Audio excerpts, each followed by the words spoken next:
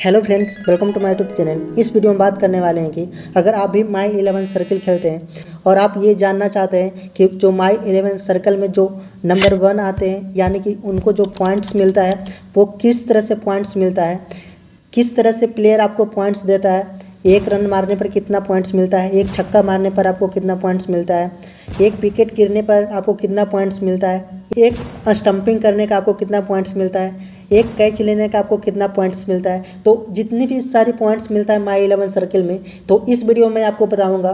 तो इस वीडियो को आप शुरू से लास्ट तक जरूर देखें। तो यहाँ पे सबसे पहले मैं बात करता हूँ बैटिंग पॉइंट्स के बारे में। तो अगर कोई प्लेयर एक रन मारता है तो आपको 1 पॉइंट्स दिया जाता है। अगर कोई प्लेयर चौका मारता है तो आपको 4 पॉइंट्स दिया जाता है और एक बोनस के रूप में दिया जाता है पॉइंट्स, जो टोटल मिलाकर 5 पॉइंट्स दिया जाता है। और अगर कोई प्लेयर छक्का मारता है तो छक्का मारने का आपको 6 पॉइंट्स दिया जाता है और साथ ही आपको 2 बोनस के रूप में दिया जाता है, यानी कि टोटल 8 पॉइंट्स दिया जाता है।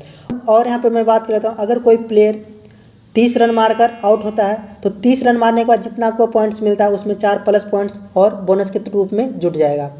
और अगर कोई बैट्समैन हाफ सेंचुरी मारता है, हाफ सेंचुरी मारने के बाद जितना भी पॉइंट्स बनता है उसमें 8 पॉइंट्स और दिया जाता है। अगर कोई बैट्समैन सेंचुरी मारता है यानी कि शतक मारता है, शतक मारने के बाद आपको जितना पॉइंट्स बनता है तो उसमें आपको 16 पॉइंट्स और जुड़ जाएगा। तो इस तरह से माई 11 सर्कल ने न्यू पॉइंट सिस्टम लागू किया है। तो यहाँ पे इस तरह से बैटिंग पॉइंट्स के बारे में देख सकते हैं। अब मैं बात कर लेता हूँ बॉलिंग पॉइंट्स के बारे में। अगर कोई प्लेयर एक विकेट लेता है रन आउट को छोड़कर तो आपको 25 पॉइंट्स दिया जाता है। और अगर कोई बॉलर मेडन ओवर करता है तो मेडन ओवर करने का आपको 12 पॉइंट्स दिया जाता है, वो भी बोनस के तौर पर। अगर कोई बॉलर LPW या बोल्ड आउट करता है तो उस आपको 8 पॉइंट्स दिया जाता है। तो यहाँ पे आपको अगर कोई विकेट लेता है बॉलर, तो अगर LPW या बोल्ड करता है तो आपको टोटल 25, 8, 33 पॉइंट्स आपको मिल जाएगा। अगर कोई बॉलर 3 विकेट लेता है तो 3 विकेट लेने के बाद आपको जितना पॉइंट्स बनता है उसमें 4 पॉइंट्स और जुड़ जाएगा। और अगर कोई बॉलर 4 विकेट लेता है एक ही मैच में तो आपको 4 विकेट मिलने के बाद जितना पॉइंट्स बनता है उसमें 8 प्लस पॉइंट्स और जुड़ जाएगा। अगर कोई बॉलर 5 विकेट लेता है एक ही मैच में तो 5 विकेट लेने के बाद जितना पॉइंट्स बनता है उसमें 16 पॉइंट्स और जुड़ जाएगा। तो इस तरह से माई 11 सर्कल में बॉलिंग पॉइंट सिस्टम हो गया। अब मैं बात कर लेता हूँ फील्डिंग पॉइंट सिस्टम के बारे में। तो यहाँ पे अगर कोई फील्डर कैच लेता है तो कैच लेने का उसको 8 पॉइंट्स दिया जाता है अगर आपके टीम में रहेगा तो। और यहाँ पे अगर कोई फील्डर 3 कैच लेता है एक ही मैच में तो 3 कैच लेने के बाद जितना भी पॉइंट्स बनता है उसमें 4 प्लस पॉइंट्स और जुड़ जाएगा, यानी कि 8 या 24 जोड़ 4, यानी कि आपको टोटल 28 पॉइंट्स मिल जाएगा 3 कैच लेने के बाद। और अगर कोई फील्डर स्टंपिंग करता है तो स्टंपिंग करने का आपको 12 पॉइंट्स मिलेगा। और अगर रन आउट करता है, जो डायरेक्ट हिट करके करता है, तो आपको 12 पॉइंट्स मिलेगा।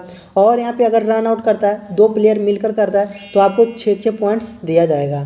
तो इस तरह से हो गया फील्डिंग पॉइंट्स के बारे में। अब मैं बात कर लेता हूँ स्ट्राइक रेट पॉइंट्स के बारे में, जो कि माई 11 सर्कल में इस तरह से दिया गया है।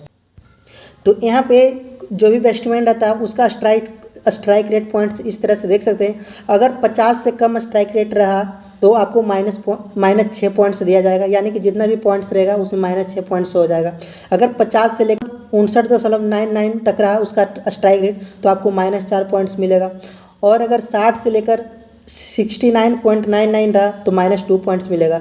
अगर कोई बैट्समैन का स्ट्राइक रेट 70 से लेकर 129.99 रहेगा तो आपको एक भी पॉइंट्स नहीं मिलेगा, यानी कि 0 पॉइंट्स मिलेगा।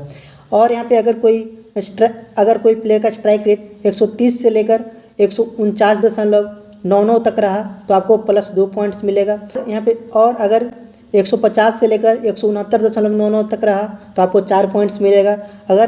और यहाँ पे अगर 170 से या उसके ऊपर तक रहा स्ट्राइक रेट तो यहाँ पे आपको +6 पॉइंट्स मिलेगा।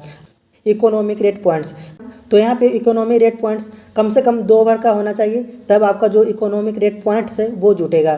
तो अगर इकोनॉमिक रेट 5 से कम रहा तो आपको +6 पॉइंट्स मिलेगा। अगर वही 5 से लेकर 5.99 तक रहा तो +4 पॉइंट्स आपको मिलेगा। और वही 6 से लेकर 6.99 तक रहा तो +2 पॉइंट्स मिलेगा।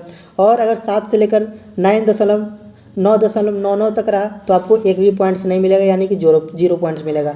अब यहाँ पे मैं बात कर लेता हूँ, अगर 10 से लेकर 10.99 तक रहा तो -2 पॉइंट्स मिलेगा। और यहाँ पे 11 से लेकर 11.99 तक रहा -4 पॉइंट्स मिलेगा। और अगर 12 से ऊपर तक रहा तो आपको -6 पॉइंट्स तक मिलेगा। इस तरह से माई 11 सर्कल में इकोनॉमिक रेट पॉइंट्स दिया हुआ है। अब और यहाँ पे मैं कुछ अदर पॉइंट्स के बारे में बात कर लेता हूँ। तो यहाँ पे मैं कैप्टन और वाइस कैप्टन के बारे में बात करने वाला हूँ। तो कैप्टन का मतलब ये है, अगर कोई प्लेयर 100 पॉइंट्स देता है और आप उसको कैप्टन चुने तो आपको 2 गुना पॉइंट्स मिलेगा, यानी कि आपको 200 पॉइंट्स मिलेगा। और वहीं वाइस कैप्टन का मतलब होता है कि 1.5 गुना पॉइंट्स। अगर कोई प्लेयर का वीसी चुने और आपको मान लेते हैं वो आपको 50 पॉइंट्स देता है तो आपको वीसी सेलेक्ट करेंगे तो आपको 75 पॉइंट्स मिलेंगे। इस तरह से आपको कैप्टन और वाइस कैप्टन पॉइंट्स देते हैं। और यहाँ पे प्लेइंग 11 बोनस तो आप जानते करते हैं कि प्लस 4 पॉइंट्स सभी 11 प्लेयर को सिलेक्ट किया हुआ रहता है। तो इस तरह से माई 11 सर्कल में पॉइंट सिस्टम दिया हुआ है। तो इस वीडियो को देखने के बाद आपको पता चल गया होगा कि माई 11 सर्कल किस तरह से पॉइंट्स देते हैं। तो फ्रेंड्स, अगर ये वीडियो आपको अच्छा लगे तो वीडियो को लाइक एंड चैनल को सब्सक्राइब जरूर करें। Thanks for watching this video.